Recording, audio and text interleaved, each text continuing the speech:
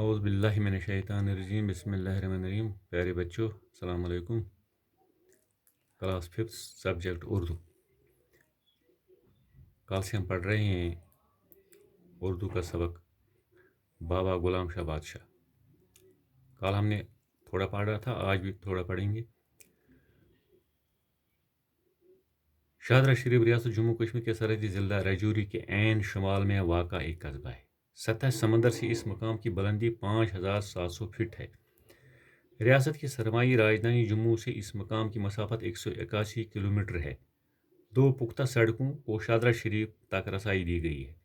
ایک سڑک پونچھ اور سرنکوٹ کی طرف سے ڈیرہ گلی اور تھنا منڈی سے ہوتے ہوئے شاہدرہ شریف پہنچتی ہے.